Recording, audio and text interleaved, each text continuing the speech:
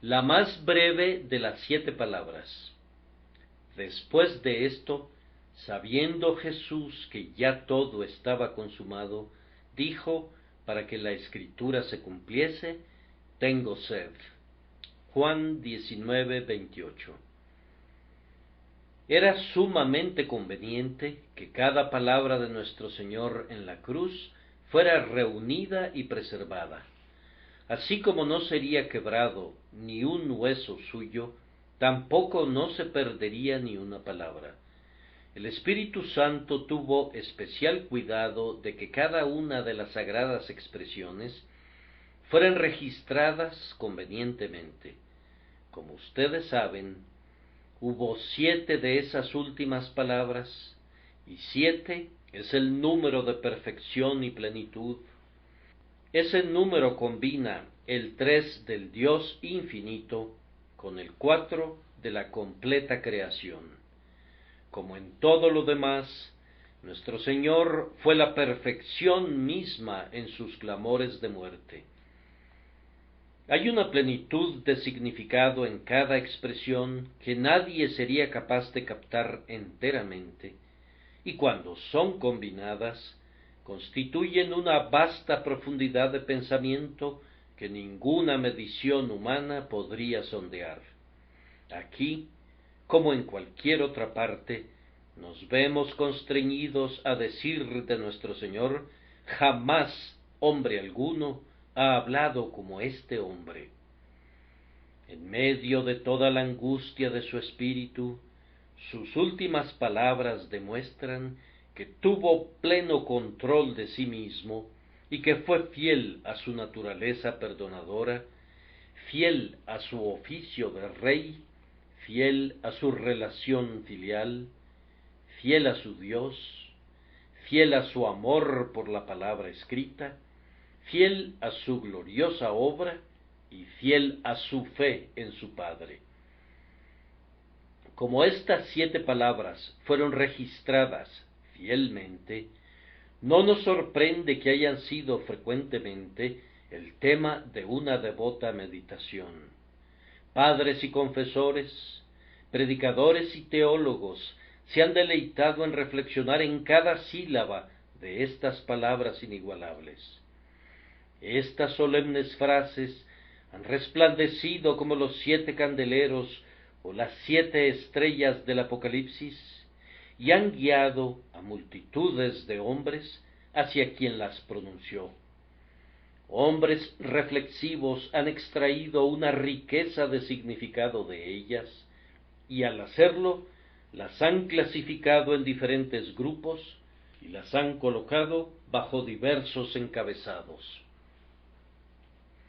Yo solo puedo darles a apreciar una muestra de este rico tema, pero me han impactado especialmente 2 maneras de considerar las últimas palabras de nuestro Señor. Primero, esas palabras enseñan y confirman muchas de las doctrinas de nuestra santa fe. Padre, perdónalos, porque no saben lo que hacen, es la primera. Aquí tenemos el perdón del pecado, un perdón gratuito en respuesta a la súplica del Salvador. Hoy estarás conmigo en el paraíso. Aquí tenemos la seguridad del creyente a la hora de su partida y su admisión instantánea en la presencia de su Señor. Es un golpe asestado directamente al corazón de la fábula del purgatorio. Mujer, he allí a tu hijo. Esto manifiesta claramente la propia humanidad real de Cristo, quien hasta el final reconoció su relación humana con María, de quien nació. Sin embargo, su lenguaje nos enseña a no adorarla a ella, pues la llama mujer, y nos lleva a honrarlo a él, que en su más terrible agonía pensó en las necesidades y aflicciones de ella, así como piensa de igual manera en todos los miembros de su pueblo, ya que ellos son su madre y su hermana y su hermano. Eloi, Eloi, lama sabactani, Es la cuarta palabra que ilustra el castigo soportado por nuestro sustituto cuando cargó con nuestros pecados y fue así desamparado por su Dios. Ninguna exposición puede revelarnos plenamente la agudeza de esa frase. Es penetrante como la propia hoja y la punta de la lanza que atravesó su corazón. Tengo sed es la quinta palabra, y su expresión nos enseña la verdad de la Escritura, pues todas las cosas fueron llevadas a cabo para que la Escritura se cumpliese, y por eso nuestro Señor dijo, tengo sed. La Santa Escritura sigue siendo la base de nuestra fe, confirmada por cada palabra y acto de nuestro Redentor. La penúltima palabra es, consumado es. Allí tenemos la completa justificación del creyente, puesto que la obra por la cual es aceptado está realizada plenamente. La última de sus palabras finales es tomada también de las Escrituras y nos muestra dónde se alimentaba su mente. Clamó antes de inclinar la cabeza que había sostenido erecta en medio de todo su conflicto, como uno que nunca cedió, Padre, en tus manos encomiendo mi espíritu. En ese clamor hay reconciliación para con Dios. Aquel que estuvo en nuestro lugar había completado toda su obra, y ahora su espíritu regresa al Padre y nos lleva con él.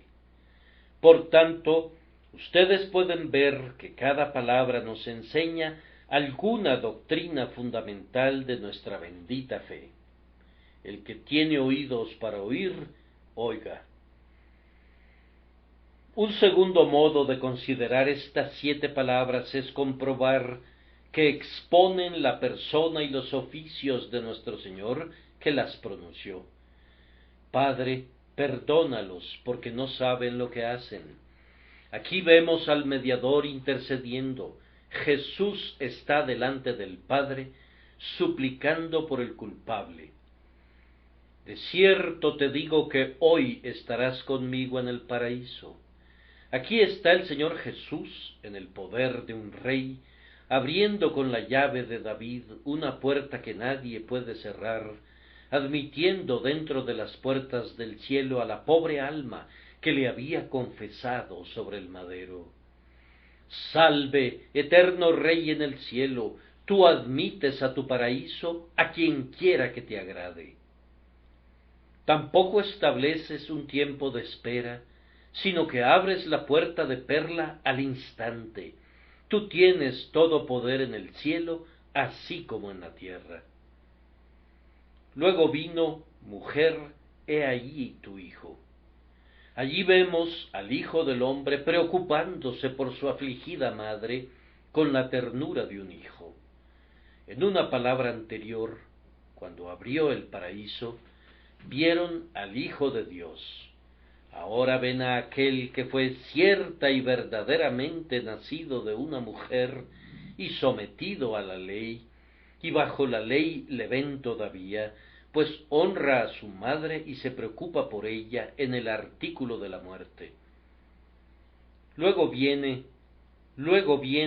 Dios mío, ¿por qué me has desamparado? Aquí contemplamos su alma humana en angustia, su íntimo corazón sobrecogido por la retirada del rostro de Jehová, y siendo conducido a clamar como sumido en la perplejidad y en el asombro. Tengo sed, es su cuerpo humano atormentado por un penoso dolor. Aquí pueden ver cómo la carne mortal tuvo que participar en la agonía del espíritu interior. Consumado es la penúltima palabra, y allí ven al Salvador perfecto, al capitán de nuestra salvación que ha completado el cometido asumido, que terminó con la transgresión, que puso un fin al pecado y que trajo la justicia eterna. La última palabra al expirar, en la que encomendó su espíritu a su Padre, es la nota de aceptación para sí mismo y para todos nosotros. Al encomendar su espíritu a la mano del Padre, así lleva a todos los creyentes cerca de Dios, y de allí en adelante estamos en la mano del Padre, que es más grande que todos, por lo que nadie nos arrancará de allí. ¿Acaso no es este un fértil campo de pensamiento? Que el Espíritu Santo nos conduzca a menudo a espigar allí. Hay muchas otras maneras en las que se pudieran leer estas palabras, y se encontraría que todas están llenas de instrucción, como los peldaños de una escalera o los eslabones de una cadena de oro. Hay una dependencia mutua y una vinculación interna entre cada una de las palabras, de tal manera que una conduce a la otra y esa a una tercera. Separadamente o en conexión, las palabras de nuestro Maestro desbordan instrucción para las mentes ponderativas, pero de todas ellas, con la excepción de una, debo decir, de las cuales no se puede hablar ahora en detalle. Nuestro texto contiene la más breve de todas las palabras del Calvario. Consta de 2 palabras en nuestro idioma, tengo sed, pero en el idioma griego sólo tiene una.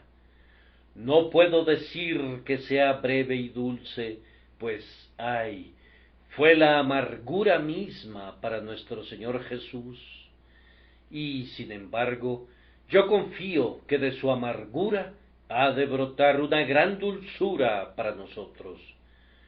Aunque fueron amargas para él al decirlas, serán dulces para nosotros al oírlas, tan dulces que toda la amargura de nuestras pruebas serán olvidadas al recordar el vinagre y la hiel que él bebió. Con la ayuda del Espíritu Santo intentaremos considerar estas palabras de nuestro Salvador bajo una luz quíntupla. Primero, hemos de mirarlas como la enseña de su verdadera humanidad. Jesús dijo, tengo sed, y esta es la queja de un hombre. Nuestro Señor es el hacedor del océano y de las aguas que están sobre el firmamento. Su mano detiene o abre las botellas del cielo y hace llover sobre malos y buenos. Suyo también el mar, pues él lo hizo, y él abre todas las fuentes y los manantiales. Él derrama los arroyos que corren entre las colinas, los torrentes que caen desde las montañas, y los ríos que fluyen y enriquecen las llanuras. Uno habría dicho, si él estuviera sediento no nos lo diría, pues todas las nubes y las lluvias se alegrarían de refrescar su frente, y los riachuelos y las corrientes fluirían dichosamente a sus pies. Y sin embargo, siendo el Señor de todo, había tomado la forma de un siervo tan plenamente, y era hecho en la semejanza de la carne de pecado, tan perfectamente, que clamó con desfalleciente voz, tengo sed. Cuán verdaderamente es un hombre, él es, en verdad, hueso de nuestros huesos y carne de nuestra carne, pues lleva nuestras dolencias. Yo los invito a meditar sobre la humanidad verdadera de nuestro Señor, muy reverentemente y muy amorosamente. Quedó demostrado que Jesús era realmente hombre, porque sufrió los dolores propios de la condición de hombre. Los ángeles no pueden sufrir de sed.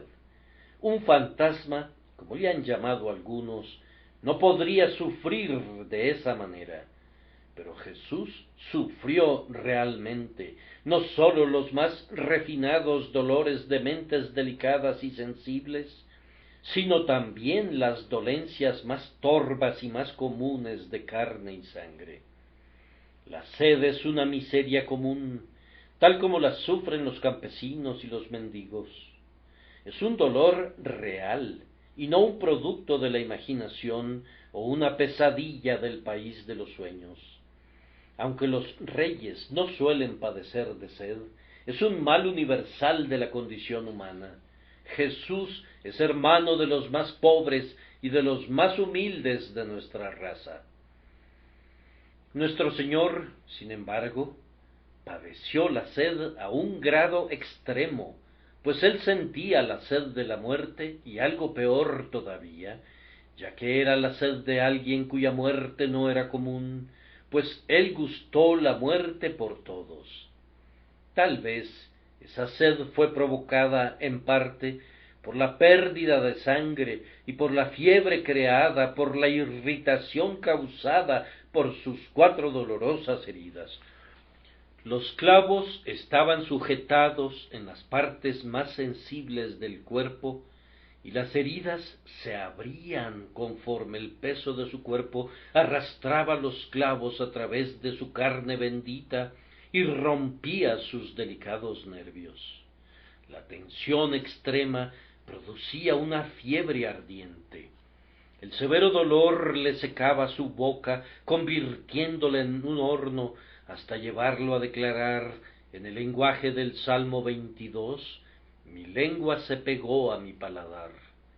Fue una sed tal que nadie de nosotros ha conocido jamás, pues el rocío de la muerte no se ha condensado todavía sobre nuestra frente.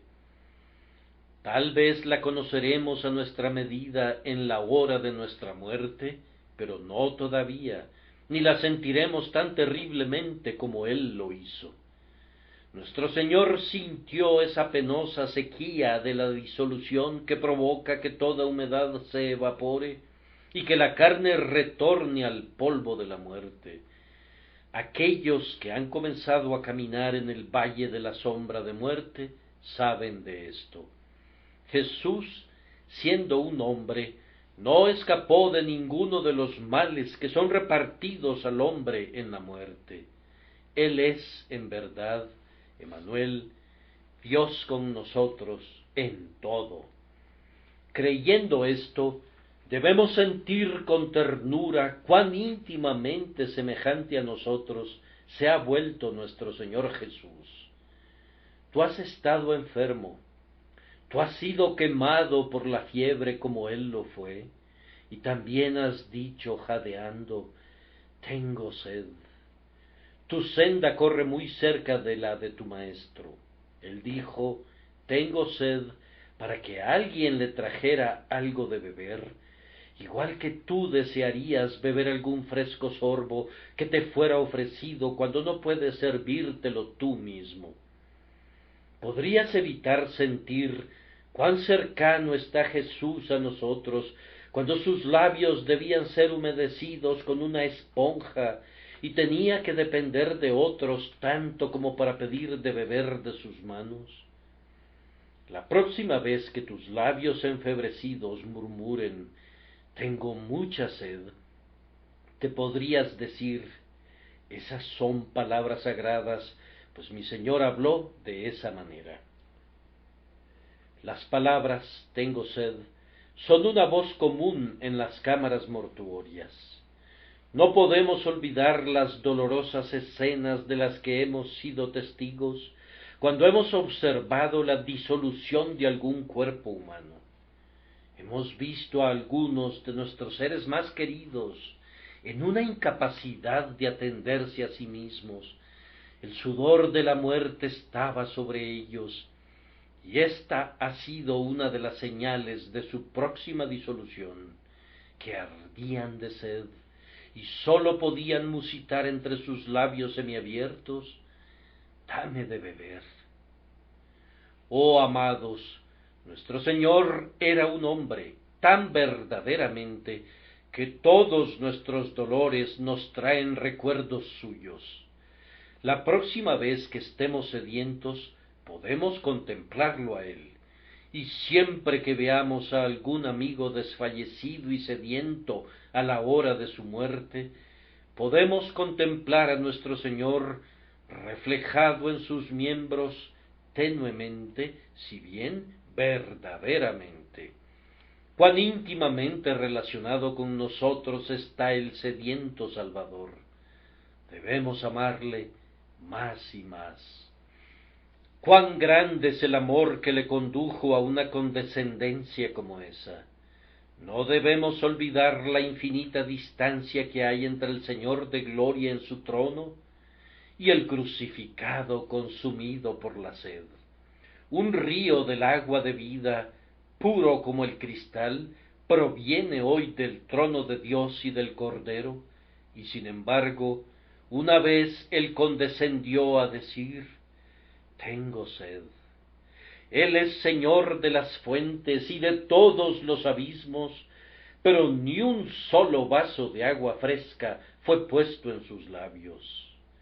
Oh, si él en cualquier momento hubiera dicho delante de sus guardas angélicos: tengo sed, ellos seguramente habrían emulado el valor de los hombres de David, cuando se abrieron paso hasta el pozo de Belén, que estaba junto a la puerta, y sacaron agua a riesgo de sus vidas.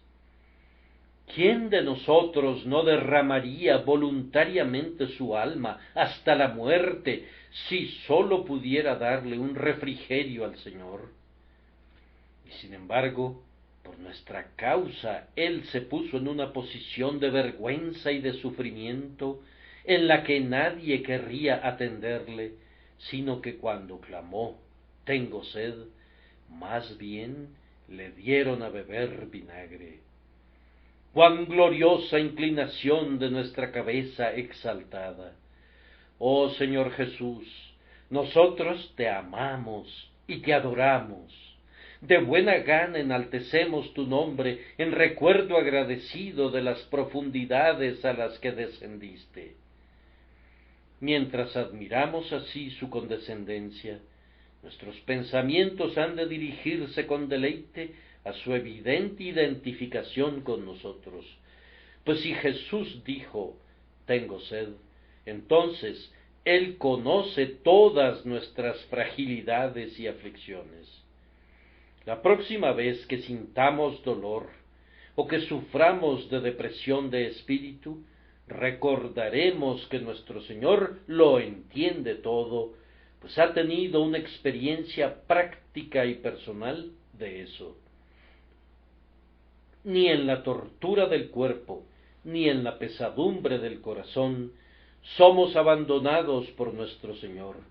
Su línea es paralela a la nuestra. La flecha que te ha traspasado últimamente, hermano mío, primero fue manchada con su sangre.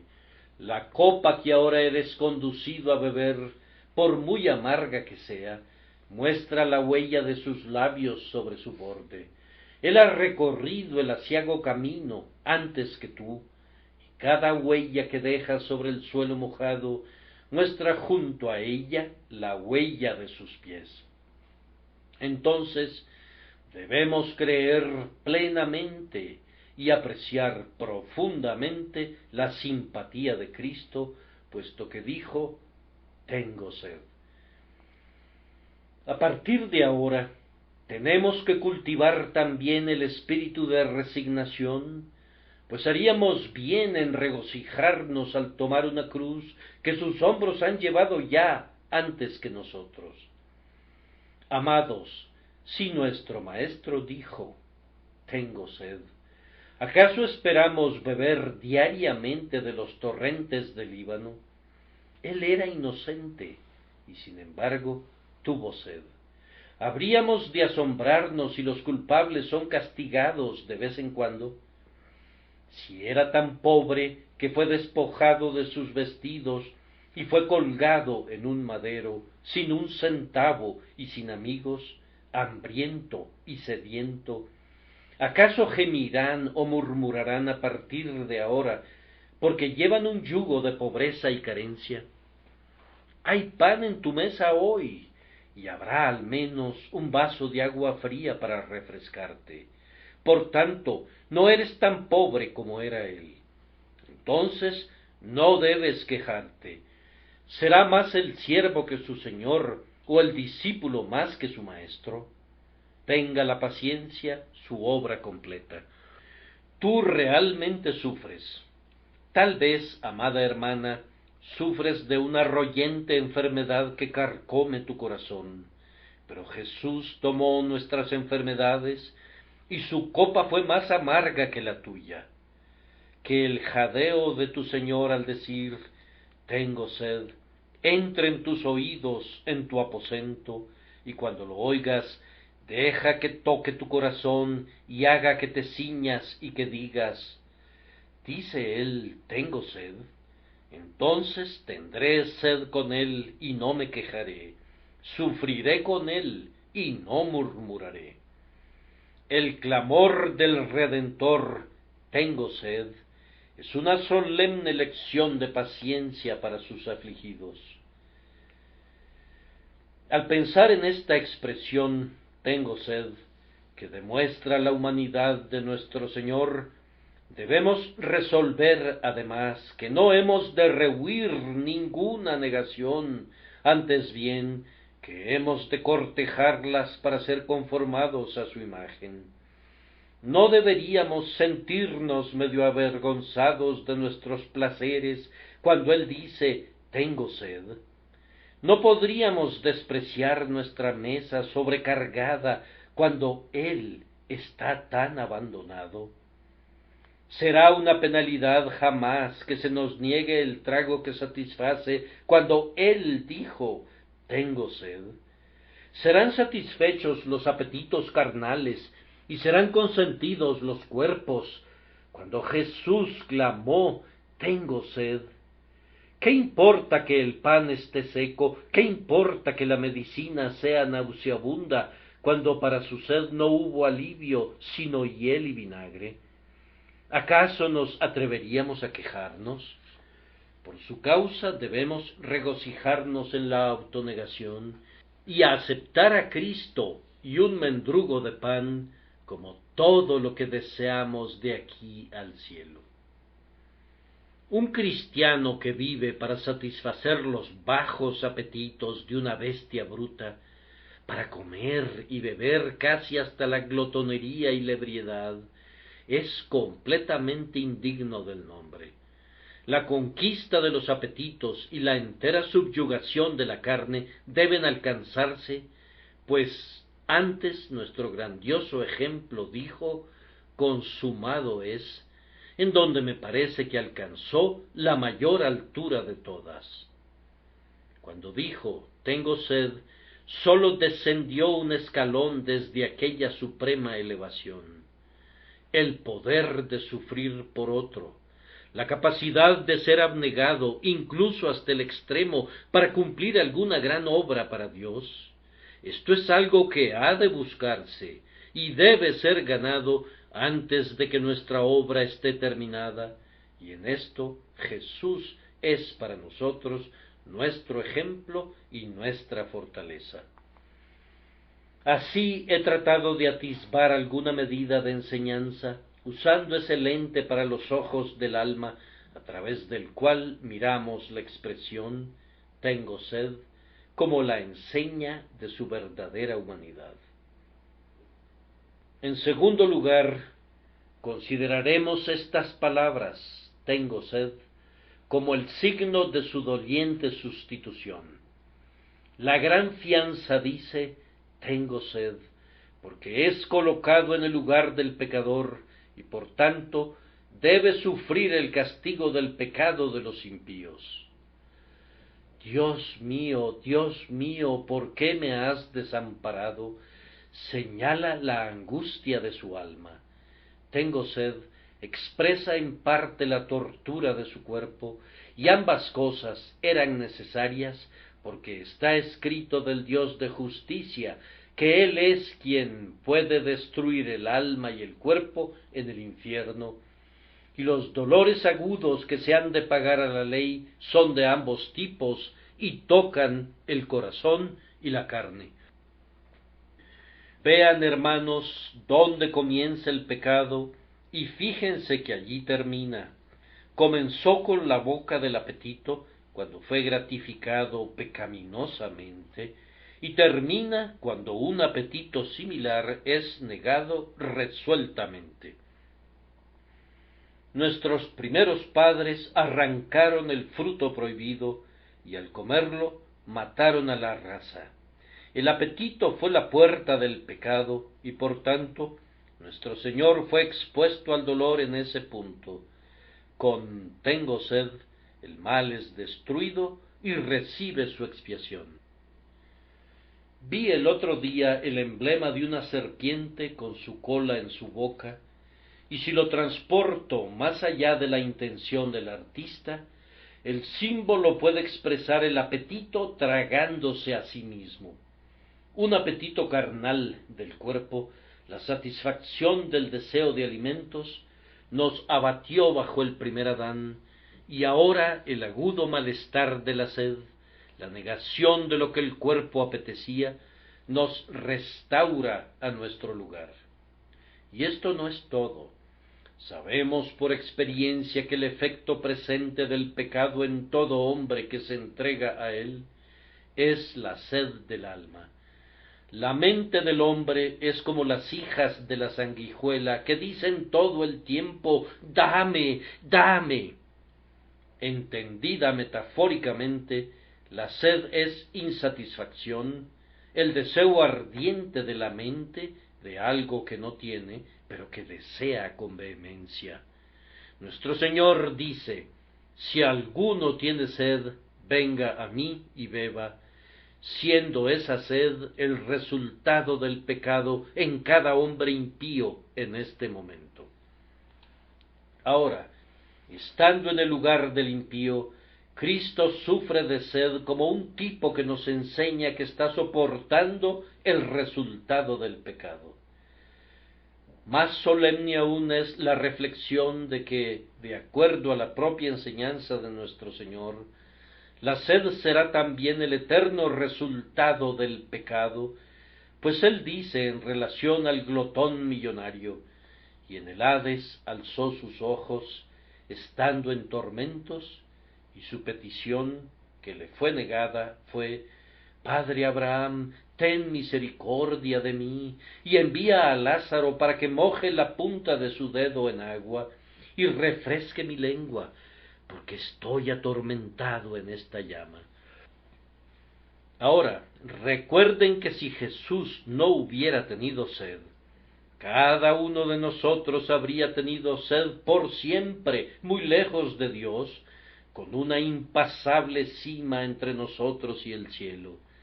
Nuestras lenguas pecaminosas, ampolladas por la fiebre de la pasión, habrían tenido que arder eternamente si su lengua no hubiese sido atormentada por la sed en lugar nuestro.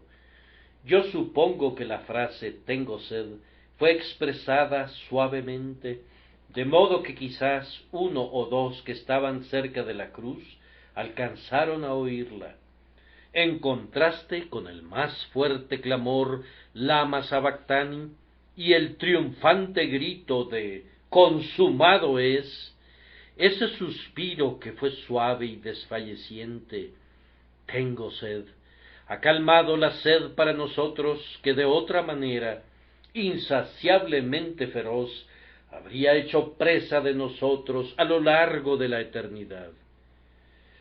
Oh asombrosa sustitución del justo por el injusto, de Dios por el hombre, del perfecto Cristo por nosotros, seres culpables y rebeldes que merecíamos el infierno. Debemos engrandecer y bendecir el nombre de nuestro Redentor. Me parece muy asombroso que estas palabras, tengo sed, fueran, por decirlo así, la liquidación de todo. Tan pronto dijo, tengo sed, y sorbió el vinagre, clamó, consumado es, y todo terminó. La batalla fue peleada, y la victoria fue ganada para siempre, y la sed de nuestro grandioso liberador fue el signo de que él había eliminado al último enemigo. La inundación de su dolor había sobrepasado la línea de pleamar y comenzaba a bajar. Tengo sed, Fue la experimentación del último dolor agudo. ¿Qué si digo que fue la expresión del hecho de que sus dolores habían comenzado a cesar por fin, y que su furia había pasado y le había dejado en libertad de notar sus dolores menores? La excitación de una gran lucha hace que los hombres olviden la sed y la debilidad. Es sólo cuando todo ha terminado que vuelven en sí y notan el desgaste de sus fuerzas. La gran agonía de ser desamparado por Dios había terminado, y cuando la tensión fue retirada, se sentía desfallecido. Me gusta pensar que la palabra de nuestro Señor, consumado es, fue dicha inmediatamente después de que hubo exclamado, tengo sed, pues estas dos voces vienen muy naturalmente juntas. Nuestro glorioso Sansón había luchado contra nuestros enemigos. Un montón, 2 montones había herido a sus miles, y ahora como Sansón estaba terriblemente sediento. Sorbió del vinagre y se refrescó, y tan pronto como hubo apagado la sed, clamó como un vencedor, consumado es, y abandonó el campo cubierto de renombre. Debemos exultarnos al ver a nuestro sustituto completando su obra hasta su más amargo fin, y luego con un consumatum est, consumado es, retornando a su Padre, Dios. Oh almas cargadas de pecado, descansen ustedes aquí, y descansando, vivan. Ahora tomaremos el texto desde una tercera perspectiva y pedimos que el Espíritu de Dios nos instruya una vez más. La expresión tengo sed expuso un tipo del tratamiento del hombre para su Señor. Fue una confirmación del testimonio de la Escritura con relación a la enemistad natural del hombre para con Dios. De acuerdo al pensamiento moderno, el hombre es una criatura muy buena y noble que se esfuerza por volverse mejor. Ha de ser grandemente alabado y admirado, pues se dice que su pecado es una búsqueda de Dios y su superstición es una lucha por alcanzar la luz. Puesto que es un ser grandioso y excelentísimo, la verdad debe ser alterada para él, y el Evangelio ha de ser modulado para que se adecúe al tono de sus variadas generaciones, y todos los arreglos del universo han de subordinarse a sus intereses. La justicia debe abandonar el campo, no vaya a resultar demasiado severa para un ser tan merecedor. En cuanto al castigo, no debe susurrarse a sus corteses oídos. De hecho, la tendencia es exaltar al hombre por encima de Dios y darle el lugar más elevado. Pero esa no es la apreciación verdadera del hombre de acuerdo a las Escrituras. Allí, el hombre es una criatura caída, con una mente carnal que no puede ser reconciliada con Dios. Peor que una criatura salvaje, devuelve mal por bien y trata a su Dios con una vil ingratitud. Ay, el hombre es un esclavo embaucado por Satanás y un traidor de negro corazón a su Dios. ¿No decían las profecías que el hombre daría a su Dios encarnado hiel para comer y vinagre para beber? Ya lo hizo. Él vino para salvarlo, pero el hombre le negó la hospitalidad. Al principio no hubo espacio para él en el mesón, y al final no hubo ni un solo vaso de agua fresca que pudiera beber. Antes bien, cuando tuvo sed, le dieron a beber vinagre. Este es el tratamiento que el hombre da a su Salvador. El hombre universal, dejado a sí mismo, rechaza, crucifica y escarnece al Cristo de Dios. Este ha sido también el acto del hombre en su mejor momento, cuando es movido a la compasión, pues parece claro que aquel que alzó la esponja húmeda hasta los labios del Redentor, lo hizo por compasión. Yo creo que ese soldado romano tenía buenas intenciones, al menos buenas para un rudo soldado con poca luz y conocimiento. Corrió y remojó la esponja en vinagre. Era la mejor manera que conocía de poner unas cuantas gotas de humedad en los labios de alguien que estaba sufriendo tanto. Pero aunque sintió un grado de piedad, era del tipo que uno podría mostrar a un perro. No sintió ninguna reverencia, sino que se burlaba al tiempo que aliviaba. Leemos: los soldados también lo escarnecían, acercándose y presentándole vinagre. Cuando nuestro Señor clamó Eloi, Eloi, y dijo después tengo sed, las personas en torno a la cruz dijeron deja, veamos si viene Elías a librarle, burlándose de él. Y según Marcos, el que le dio el vinagre expresó las mismas palabras. Tuvo piedad del sufriente, pero pensó tan poco en él, que se unió a las voces de escarnio. Incluso cuando el hombre se compadece de los sufrimientos de Cristo, y el hombre dejaría de ser humano si no lo hiciera, aun así se burla de él. La propia copa que el hombre le da a Jesús es a la vez escarnio y compasión, pues el corazón de los impíos es cruel. Miren cómo el hombre, en su mejor momento, mezcla la admiración por la persona del Salvador con el desprecio de sus pretensiones. Escribe libros para ponerlo como un ejemplo y al mismo tiempo rechaza su deidad. Admite que fue un hombre portentoso, pero niega su más sagrada misión. Encomia su enseñanza ética y luego pisotea su sangre. Así también le da de beber, pero la bebida es vinagre. Oh, mis oyentes, eviten elogiar a Jesús y negar su sacrificio expiatorio. Eviten rendirle homenaje y deshonrar su nombre al mismo tiempo. Ay, hermanos míos, no puedo decir mucho sobre el recuento de la crueldad del hombre hacia nuestro Señor, sin hacer referencia a mí mismo y a ustedes. ¿Acaso nosotros no le hemos dado a beber vinagre a menudo? ¿No hicimos eso años antes de que lo conociéramos? Solíamos derretirnos cuando oíamos acerca de sus sufrimientos, pero no nos arrepentíamos de nuestros pecados. Le dábamos nuestras lágrimas y luego lo contristábamos con nuestros pecados. Algunas veces pensábamos que lo amábamos cuando oíamos la historia de su muerte, pero no cambiábamos nuestras vidas por causa de él, ni poníamos nuestra confianza en él, y así le dábamos a beber vinagre.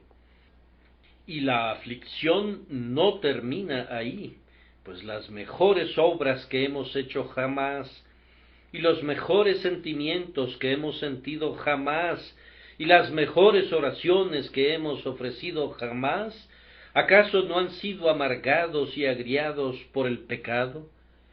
¿Podrían compararse con el vino generoso?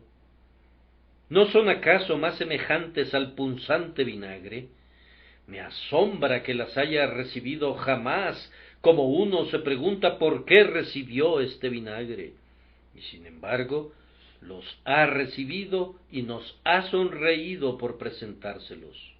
Él supo cómo convertir el agua en vino en una ocasión, y en amor inigualable ha convertido a menudo nuestras amargas libaciones en algo dulce para sí, aunque en sí mismas, me parece, han sido el jugo de uvas amargas lo suficientemente agrias para producirle dentera.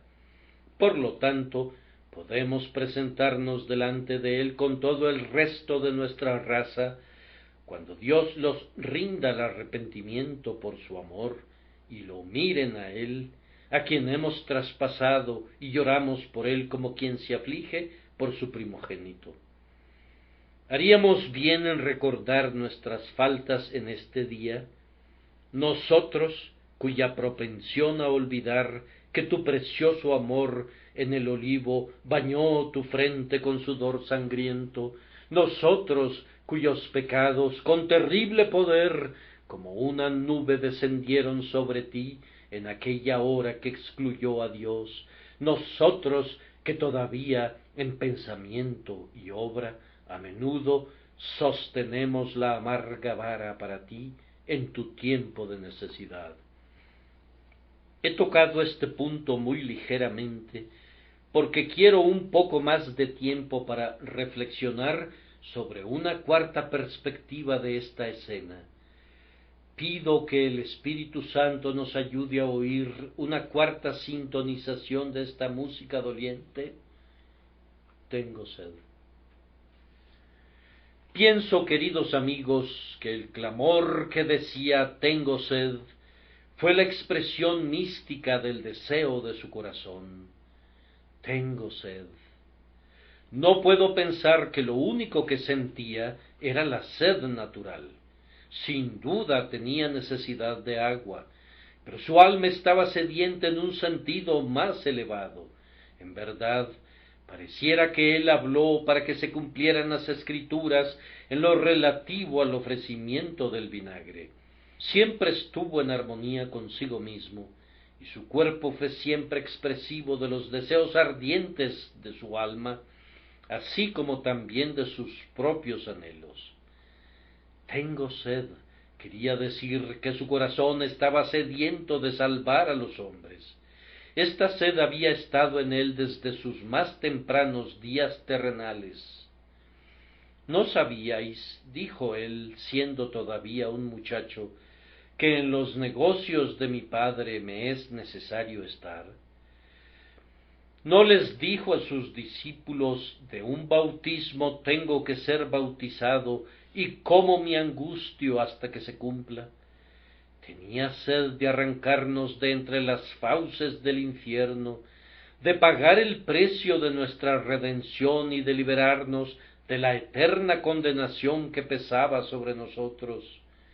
Y cuando su obra estaba casi completada en la cruz, su sed no había sido aliviada y no podía serlo hasta decir, consumado es. Está casi hecho, oh Cristo de Dios, tú casi has salvado a tu pueblo. Queda una sola cosa más, que debes morir realmente, y a esto se debe tu poderoso deseo de llegar hasta el fin y de completar tu labor. Tú estabas constreñido hasta sentir el último dolor agudo y hasta decir la última palabra para completar la plena redención, y de allí tu clamor, tengo sed. Amados, hay ahora en nuestro Maestro, y siempre ha habido, una sed de amor de su pueblo. ¿No recuerdan cuán tremenda era su sed en los antiguos días del profeta? Evoquen su queja en el capítulo 5 de Isaías. Ahora cantaré por mi amado el cantar de mi amado a su viña. Tenía mi amado una viña en una ladera fértil. La había cercado y despedregado y plantado de vides escogidas. Había edificado en medio de ella una torre y hecho también en ella un lagar. ¿Qué esperaba de su viña y de su lagar? ¿Qué otra cosa esperaba sino el jugo de la vid para poder refrescarse? Y esperaba que diese uvas, y dio uvas silvestres. Dio vinagre, mas no vino.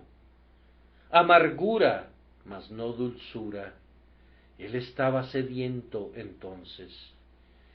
De acuerdo al sagrado cantar de amor, en el capítulo 5 del Cantar de los Cantares, aprendemos que cuando él bebió, en aquellos tiempos de antaño, fue en el huerto de su iglesia donde fue refrescado. ¿Qué dice? Yo vine a mi huerto, oh hermana, esposa mía, he recogido mi mirra y mis aromas, he comido mi panal y mi miel, mi vino y mi leche he bebido. Comed, amigos, bebed en abundancia, oh amados. En el mismo cantar, él habla de su iglesia y dice: y tu paladar como el buen vino que se entra a mi amado suavemente y hace hablar los labios de los viejos. Y sin embargo, en el capítulo 8, la esposa dice: yo te haría beber vino adobado del mosto de mis granadas. Sí, a él le encanta estar con su pueblo. Ellos son el huerto donde camina para refrescarse, y el amor de ellos y sus gracias son la leche y el vino que a él le encanta beber. Cristo siempre estuvo sediento de salvar a los hombres y de ser amado por los hombres, y vemos un tipo de su deseo vitalicio cuando, estando cansado, se sentó así junto al pozo y le dijo a la mujer de Samaria: dame de beber. Había un significado más profundo en sus palabras de lo que ella se imaginaba, como un versículo posterior lo demuestra plenamente, cuando le dijo a sus discípulos: yo tengo una comida que comer que vosotros no sabéis. Él obtenía refrigerio espiritual al ganar para sí el corazón de esa mujer. Y ahora, hermanos, nuestro bendito Señor tiene en este momento una sed de comunión con cada uno de ustedes, los que son miembros de su pueblo, no porque pudieran hacerle algún bien, sino porque Él puede hacerles un bien a ustedes. Él tiene sed de bendecirlos, de recibir a cambio su agradecido amor. Él tiene sed de verlos mirar con ojos creyentes a su plenitud, y de que le ofrezcan con mano extendida su vacío, para que Él remedie la carencia. Él dice: he aquí, yo estoy a la puerta y llamo. ¿Para qué llama? Es para comer y beber contigo, pues Él promete que si le abrimos, entrará y cenará con nosotros y nosotros con Él. Vean, Él todavía está sediento de nuestro pobre amor, y seguramente no podemos negárselo. Vengan y derramemos vasijas llenas hasta que su gozo sea cumplido en nosotros. ¿Y qué le hace amarnos así? Eso no podría decirlo, excepto su propio gran amor. Él debe amar, es su naturaleza. Él tiene que amar a sus escogidos, a quienes comenzó a amar una vez, pues Él es el mismo ayer, hoy y para siempre. Su gran amor le hace sentir sed de tenernos mucho más cerca de lo que estamos. Él no estará satisfecho hasta que todos sus redimidos estén más allá del alcance de los proyectiles del enemigo. Voy a darles una de sus oraciones sedientas. Padre, aquellos que me has dado, quiero que donde yo estoy, también ellos estén conmigo, para que vean mi gloria. Él te quiere, hermano. Él te quiere, hermana. Él anhela tenerlos enteramente para sí. Vengan a Él en oración, vengan a Él en comunión, vengan a Él con una perfecta consagración, vengan a Él entregando su ser entero a las dulces influencias misteriosas de su espíritu. Siéntense a sus pies con María, apóyense en su pecho con Juan, sí, vengan con la esposa en el cantar y digan: oh, si él me besara con besos de su boca, porque mejores son tus amores que el vino. Él pide eso, ¿no se lo darás? Está tan congelado tu corazón que ni un solo vaso de agua fresca puede ser derretido para Jesús. ¿Eres tibio? Oh hermano, si Él dice: tengo sed, y tú le traes un corazón tibio. Eso es peor que el vinagre, pues él ha dicho, te vomitaré de mi boca. Él puede aceptar vinagre, pero no un corazón tibio. Vamos, llévale tu cálido corazón, y deja que beba de ese cáliz purificado todo lo que quiera. Todo tu amor ha de ser suyo. Yo sé que a él le encanta recibir algo de ti, porque él se deleita incluso con un vaso de agua fría que tú le des a uno de sus discípulos. ¿Cuánto no se deleitará en la dádiva de todo tu ser a él? Por tanto, ya que tiene sed, dale de beber en este día. Por último, el clamor de tengo sed es para nosotros el modelo de nuestra muerte con él. ¿Acaso ignoran, amados, pues hablo con los que conocen al Señor, que han sido crucificados juntamente con Cristo? Bien, entonces, ¿qué significa este clamor, tengo sed, sino que nosotros hemos de estar sedientos también? No estamos sedientos según la antigua manera en la que estábamos amargamente afligidos, pues él ha dicho, el que bebiere del agua que yo le daré, no tendrá sed jamás. Pero ahora codiciamos una nueva sed, un apetito refinado y celestial, una gran urgencia de nuestro Señor. Oh bendito Maestro, si estamos en verdad clavados al madero contigo, danos sed de ti, con una sed que únicamente la copa del nuevo pacto en tu sangre puede satisfacer jamás. Ciertos filósofos han dicho que a ellos les gusta perseguir la verdad, incluso más que el conocimiento de la verdad. Yo difiero grandemente de ellos, pero esto diré, que después del gozo real de la presencia de mi Señor, amo tener hambre y sed de él. Rutherford usó palabras más o menos en este sentido. Yo tengo sed de mi Señor, y esto es un gozo que nadie me quita. Incluso si no puedo acercarme a él, estaré lleno de consuelo, pues tener sed de él es el cielo, y seguramente él nunca negará a una pobre alma la libertad de admirarle y de adorarle y de tener sed de él.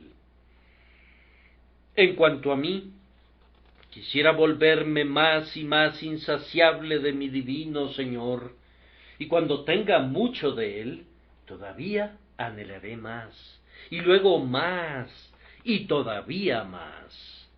Mi corazón no estará contento hasta que él sea todo en todo para mí, y yo esté totalmente perdido en él.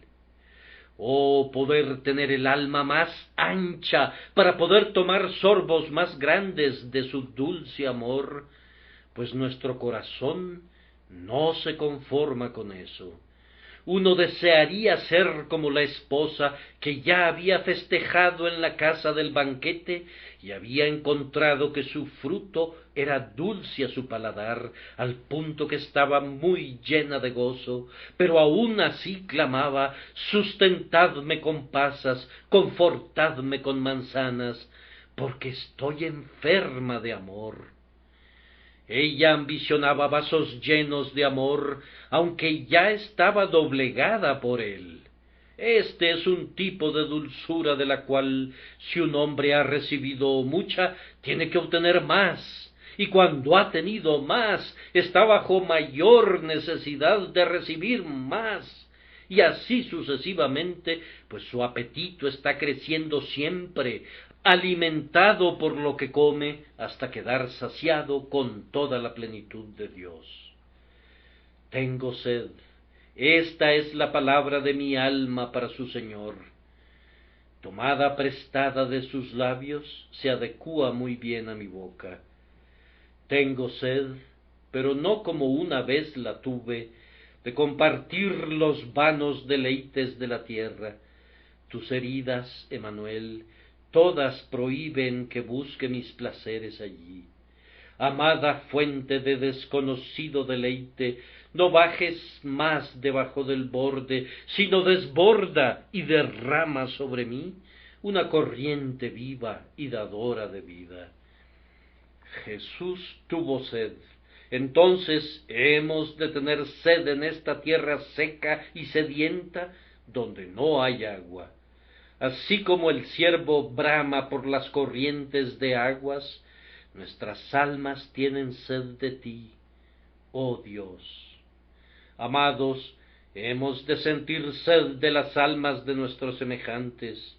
Ya les he dicho que ese fue el deseo místico de nuestro Señor, ha de ser el nuestro también. Hermano, ten sed de que tus hijos sean salvos. Hermano, te ruego que tengas sed de que tus trabajadores sean salvos. Hermana, ten sed de la salvación de tu clase, sed de la redención de tu familia, sed de la conversión de tu esposo. Todos nosotros tenemos que anhelar conversiones. ¿Sucede así con cada uno de ustedes? Si no es así, pónganse en movimiento de inmediato, fijen su corazón en alguien que no es salvo, y sientan sed hasta que sea salvo. Es la manera por la que muchos serán llevados a Cristo, cuando esta bendita sed del alma de la verdadera caridad cristiana esté en aquellos que son salvos ellos mismos. Recuerden cómo dijo Pablo: verdad digo en Cristo, no miento, y mi conciencia me da testimonio en el Espíritu Santo, que tengo gran tristeza y continuo dolor en mi corazón, porque deseara yo mismo ser anatema, separado de Cristo, por amor a mis hermanos, los que son mis parientes según la carne.